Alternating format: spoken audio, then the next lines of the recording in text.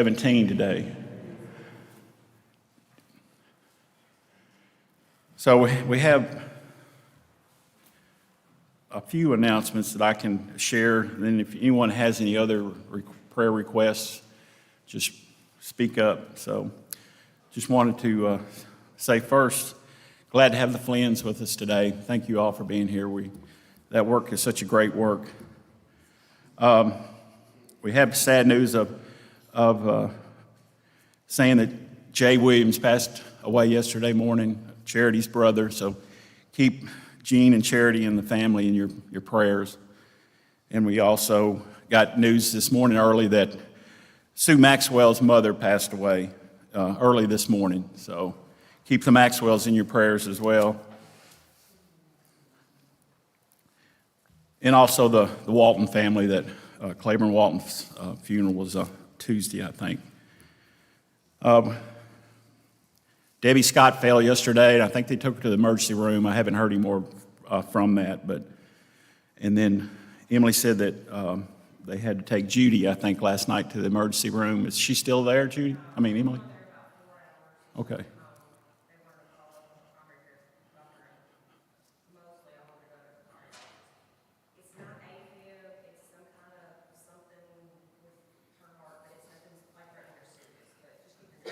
Okay. And on a more positive note, Emily, congratulations on your accomplishment with your PhD. That's a major thing to do there. So, anybody else have any announcements?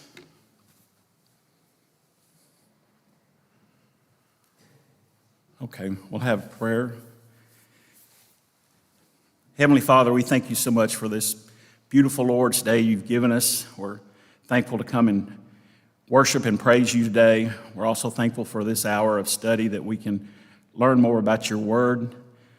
We're thankful this day that we have the Flynn's with us and the work that they do for you in countries where it's not easy to hear your word or be provided with those things to help spread your word. And we're thankful for the people that go over there and are willing to share your word with others.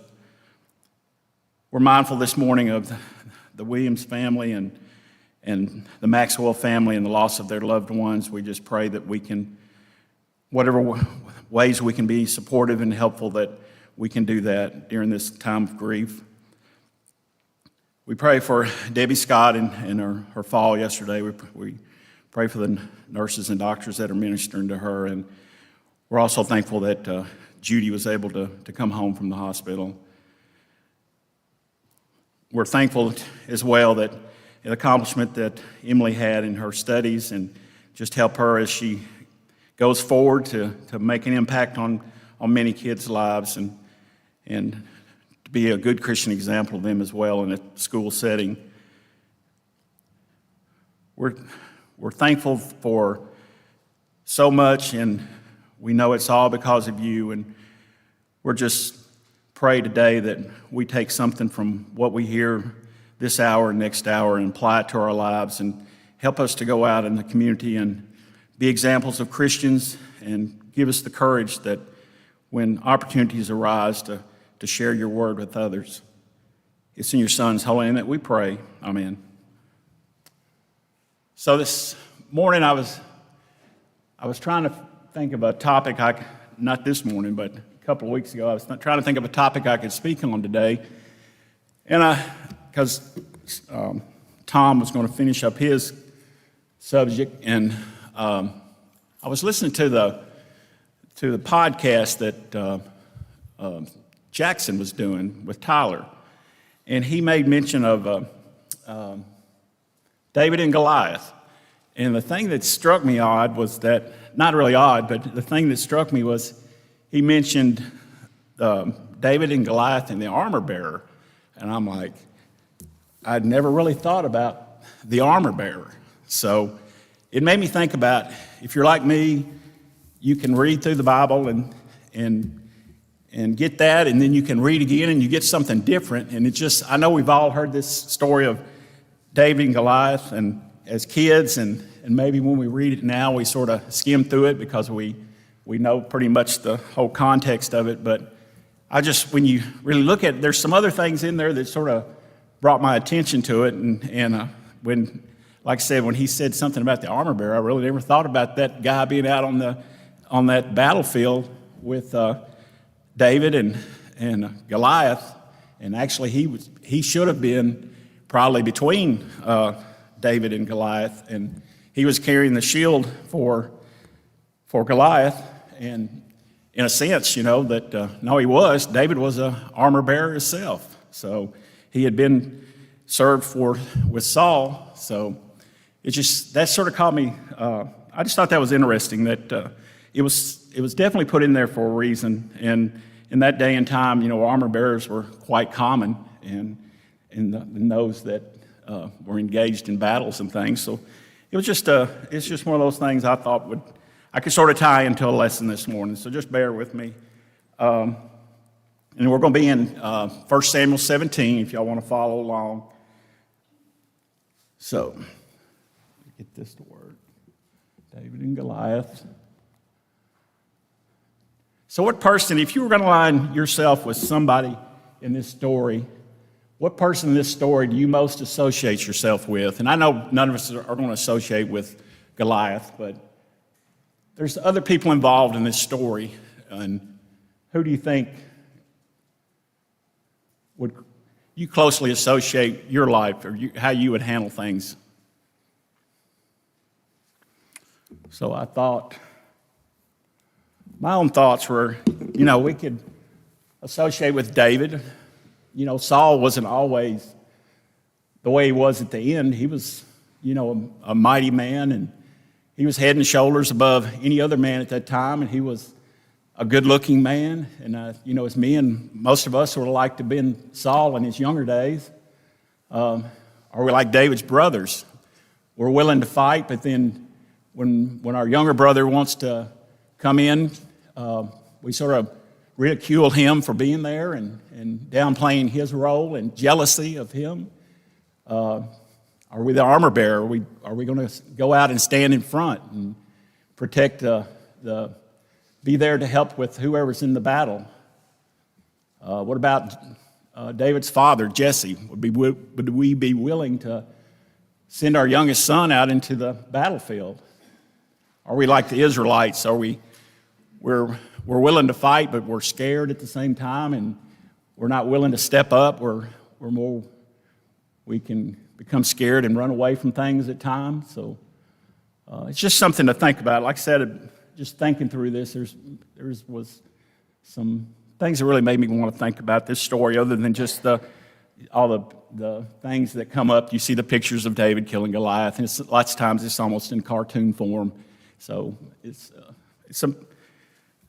something we can story we can definitely get something from. So we start in 17:1. So the Philistines now mustered their army for battle and camped between Succoth and Judah and Azekah at Ephes-dammim. I don't know if that's right pronounced, but Saul countered by gathering his troops near the valley of Elah. So the Philistines and Israelites faced each other on opposite hills, with the valley between them. So I did a little Googling, and I found just a couple of pictures. This is a rendition of how I think a lot of people picture David and Goliath when we were kids. That's a little bit more darker. And there's a lot of paintings and things out there by famous painters of David and Goliath. Most of them are with David holding Goliath's head at the end. But you can notice the guy in the back there, the armor bearer.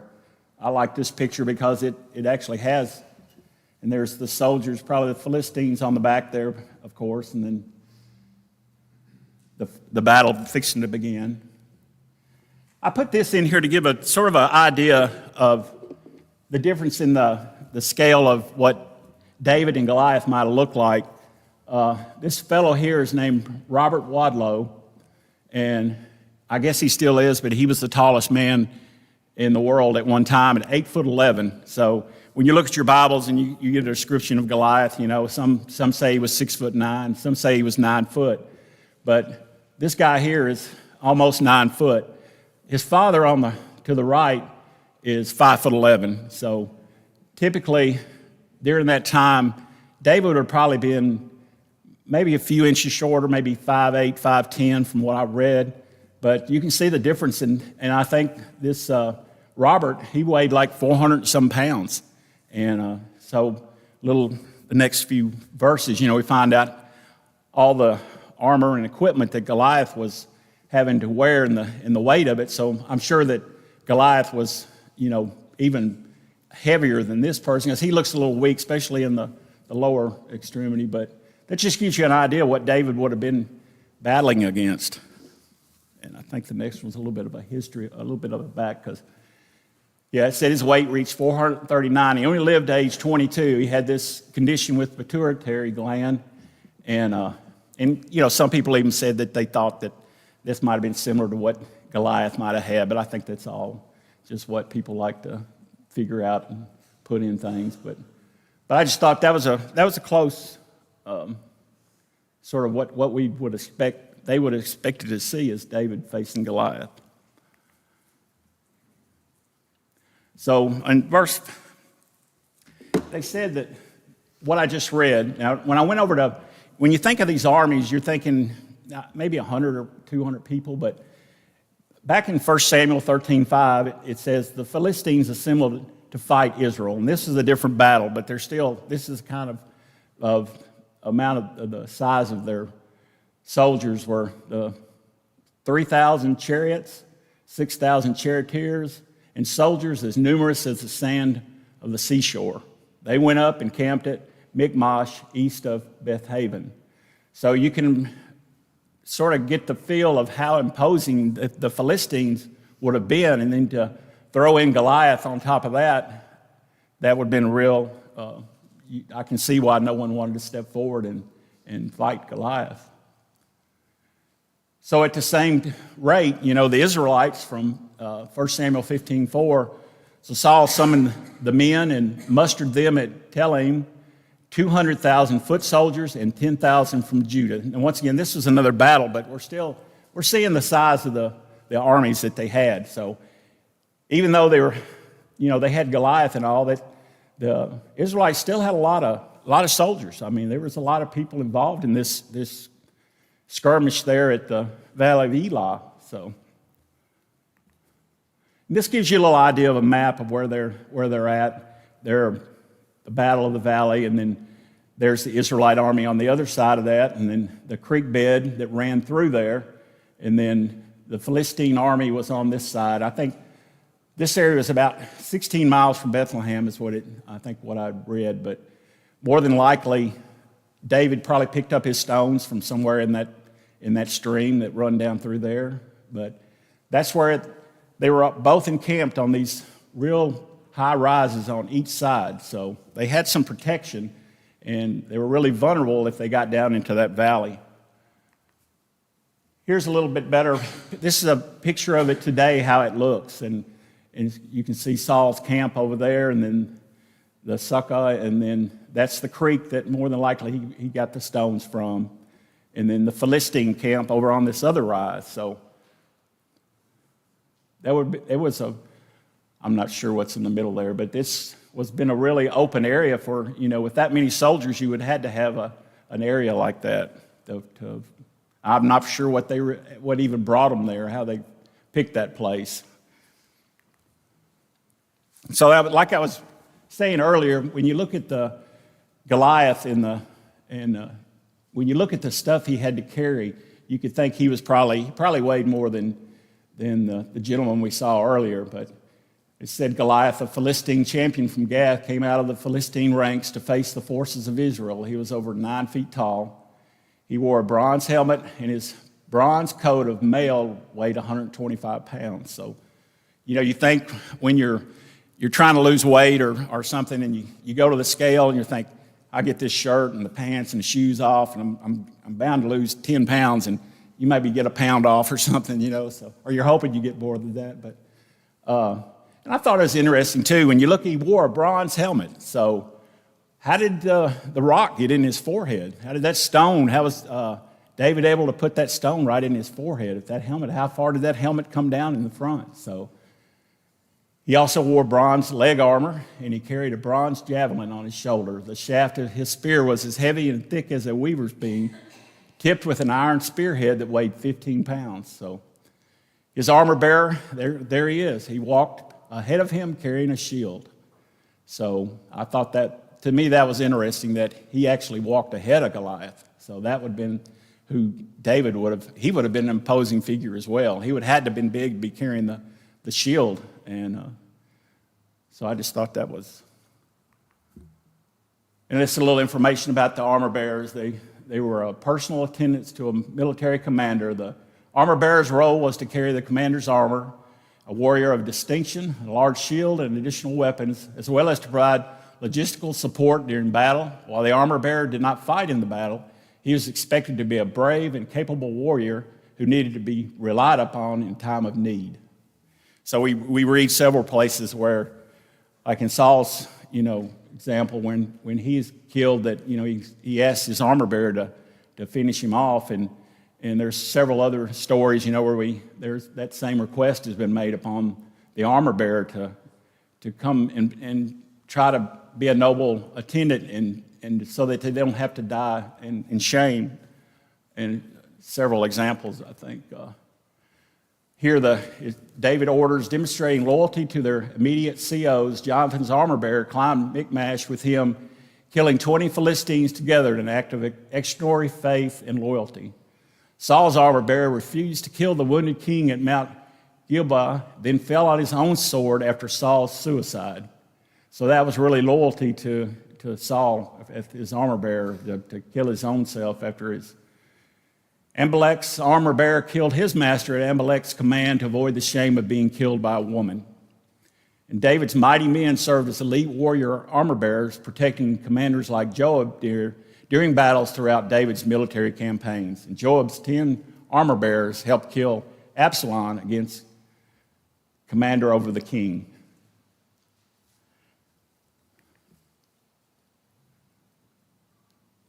So this is just where I saw where, that David had some experiences at being an armor bearer. He had came to Saul and entered his service. He had came, to play the harp, and he played, and Saul liked him very much, so he became one of his armor bearers. I'm sure, Saul had several. This is the modernization of back in that time. Once chariots were invented, there was no longer any need for armor bearers. So I thought that was an interesting little tidbit that they, just like everything else, things advance and gets better, and that they had gotten the chariots. So here now, Jesse said to his son David, "Take this ephah of roasted grain and these 10 loaves of bread for your brothers, and hurry to their camp. Take along these 10 cheeses to the commander of their unit. See how your brothers are, and bring back some assurance from them." Can you think of another story where someone had sent their son to check on their brothers? Judy? Joseph, yeah. And I found that in Genesis 37. Israel said to Joseph, "As you know, your brothers are grazing the flocks near Shechem. Come, I'm going to send you to them." "Very well," he replied. So he said to him, "Go and see if all is well with your brothers and with the flocks, and bring word back to me." Then he sent him off from the valley of Hebron. So when Joseph got there, they were so glad to see him, and they were just thrilled that he had came out there, just like the brothers at the valley of Elah with David. They were so glad to see him when they were happy he was there. But no, they gave him a hard time when they got him. We know the story of Joseph and what happened to him, and the jealousy, and it's a similar situation with David and his brothers. So I found out that a lot of times when they had a big battle like they were going to be involved in, that they would choose someone. That's why they had chose Goliath to go out and confront the Israelites, and that's why he was wanting to get someone from that side to come out and challenge him. That way they would decide this war between whatever outcome would have between this battle, and that would save so many lives and so much bloodshed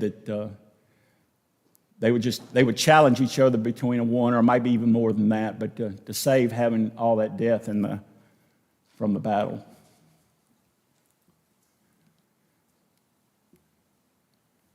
This is just an example of that, and so I'm going to go down to 15. So they stood up and were counted off, 12 men for Benjamin, and Ishbosheth, son of Saul, and 12 for David. Then each man grabbed his opponent by the head and thrust his dagger in his opponent's side, and they fell down together. So that place in Gibeon was called Helkath Hazram. But this is a situation in this battle where everyone was killed. It was sort of a standoff. So they had to resort to the full-fledged battle. So I apologize, I didn't put down where I found that at. But so David's brother, I thought this was an interesting fact too. If you go to 1 Chronicles 2:13, I know earlier when they were trying to select, a king to replace Saul, that they went and each brother stood for Samuel, and they trying to figure this out.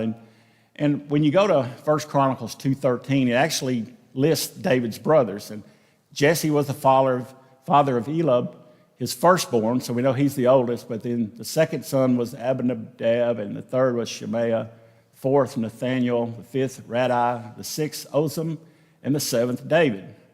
Their sisters were Zurah and Abigail. So we have 7 brothers mentioned in Chronicles. So where's the 8th brother? We know there was 8 because they mentioned that earlier in the text. So what do you think? Why do you think he's not included in this right here in Chronicles? There's different things that they speculated, that he might have been killed in battle. He might have died too young to have children. A lot of these in the Chronicles were from, the ones that had some kind of lineage that they reported. So it's just several different things. But apparently he was there when they were trying to choose the king and when David was chosen, because they said that all 8 sons came before, and he chose David. So we know he was alive then.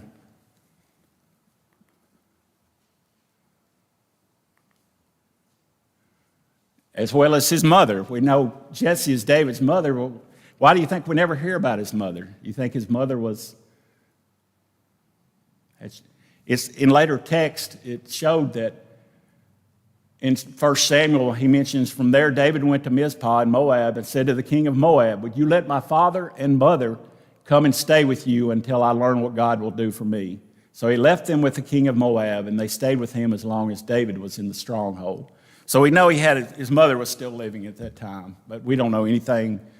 I couldn't find anything else about her, but I know that a lot of the when you're going through kings and judges and all that, they mention a lot of mothers, but they didn't mention David's mother.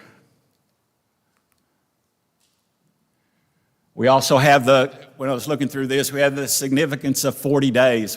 The number 40, what does the number 40 mean? Or if it has a meaning.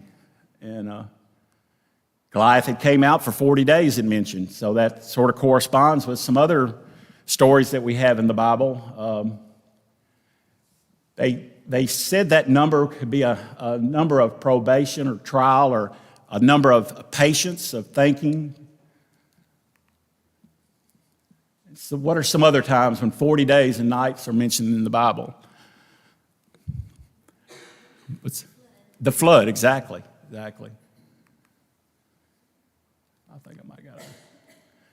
So we got, in the Old Testament, when God destroyed the earth with water, he caused it to rain 40 days and 40 nights. Moses was on Mount Sinai for 40 days and 40 nights. Moses interceded on Israel's behalf for 40 days and 40 nights. The Israelite spies took 40 days to spy out Canaan. The Israelites they wandered for 40 years, but Goliath taunted Saul's army for 40 days.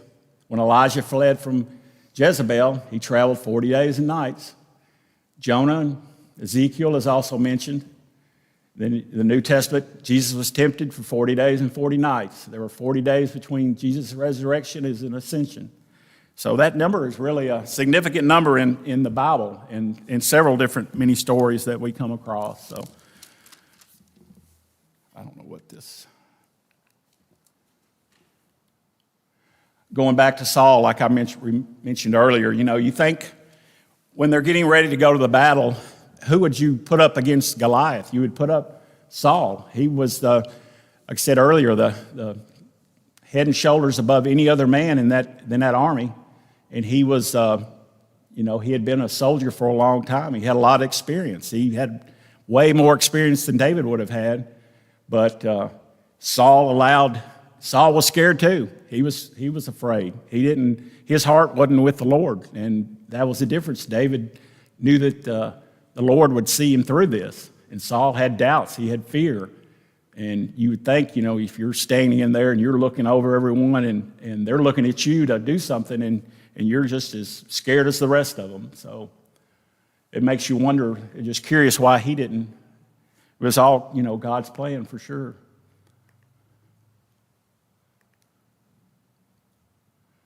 So King Saul, he couldn't make himself go out there, but he was willing to offer something. So do you know what he offered for anyone that would go out and face the giant and kill the giant?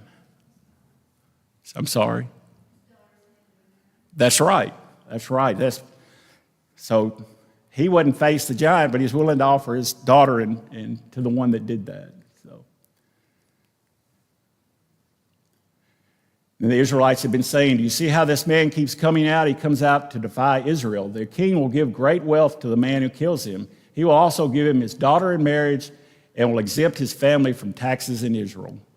So there was two big things that they had to consider, And even David's, when they approached him and he asked several times, what was the reward for going to and that made me wonder that as well. I'd never thought about that what kind of interest did David have in that, Did David even know what Saul's daughters looked like? So, but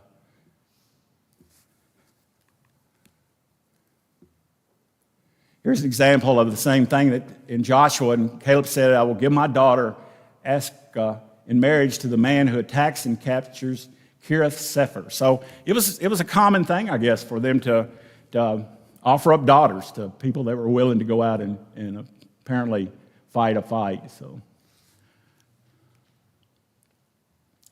So did David actually get a daughter after that happened? Did he have to?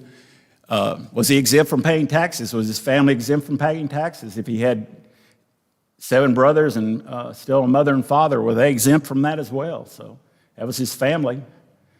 Saul said to David, here's my older daughter, Merab. I will give her to you in marriage, only to serve me bravely and fight the battles of the Lord. For Saul said to himself, I will not raise a hand against him. Let the Philistines do that. But David said to Saul, who am I and what is my family or my clan in Israel that I should become the king's son-in-law? So David felt he was unworthy of that gift.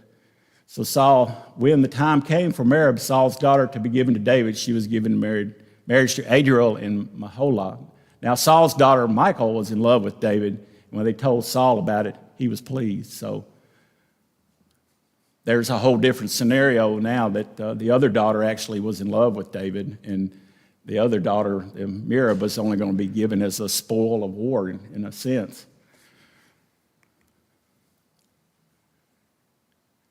And this is just back to the example about a little farther in the text where the jealousy and the hard time they were giving David because he was willing to step up and take on this battle.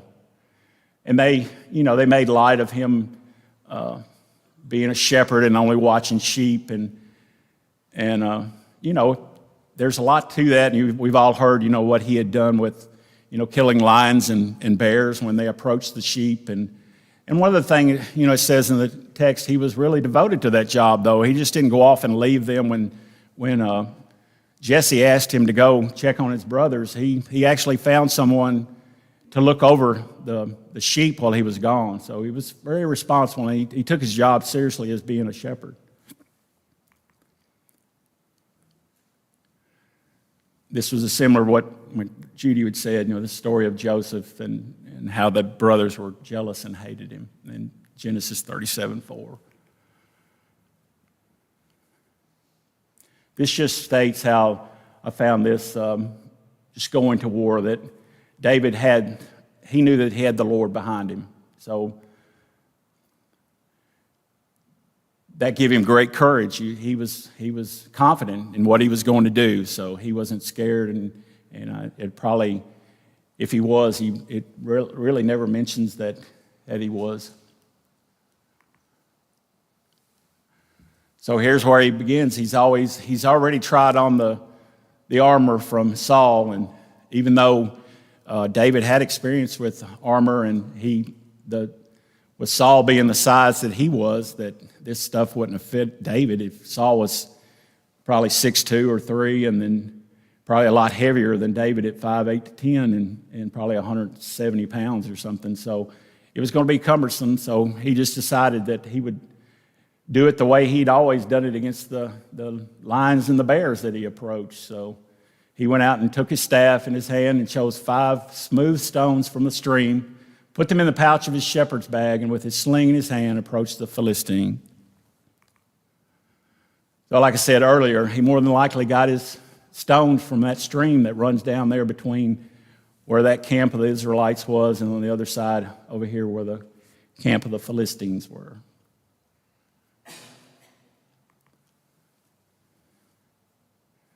And we're back to that they mentioned the shield bearer again. Meanwhile, the Philistine, with his shield bearer in front of him, kept coming closer to David.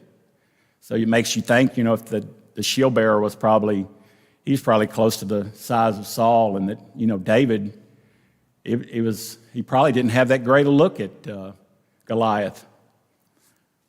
He could probably see the part that he needed to focus on with his sling, but there's a lot of things going on that he had to pay attention to. When you have 2 men out in front of you instead of just the one, it would definitely had to have made it more difficult.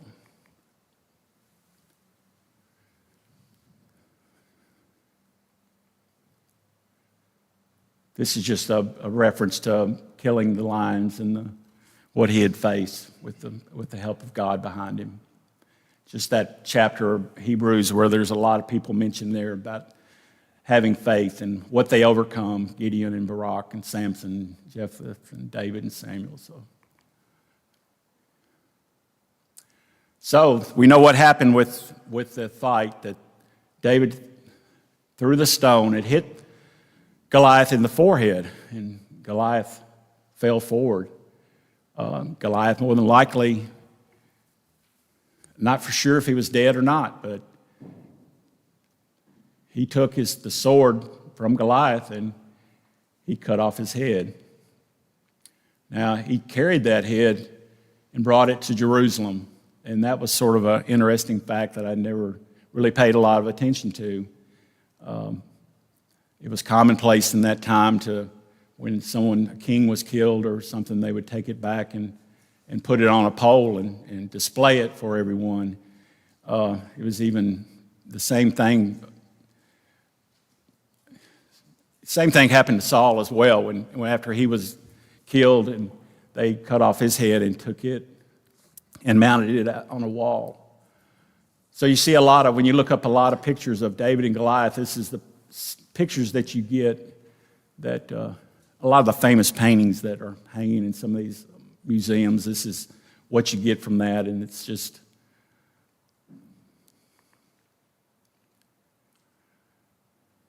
This is about Saul, and they stripped him, took his head and his armor, and sent messengers throughout the land of the Philistines to proclaim the news among their idols and their people. They put his armor in the temple of their gods, just like David put his armor in the tent, and hung up his head in the temple of Dag.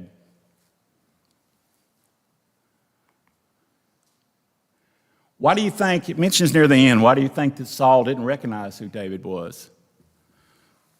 Because it mentions that he asked, who was this that killed the giant? And David had already been, in Saul's company. He had played the harp and carried his armor. And there's several, I don't think Saul's mental capacity is the greatest at this time. And it might have been that, it's so much stuff going on that he actually didn't recognize him. He might have just been one of a few that were in his service. So there's different different things to look at as why he might have not recognized who he was. And that's it. So we've got about 5 minutes left, and so I'm just going to end it at that. But thank you so much for being here this morning, and hope everyone has a good Sunday afternoon.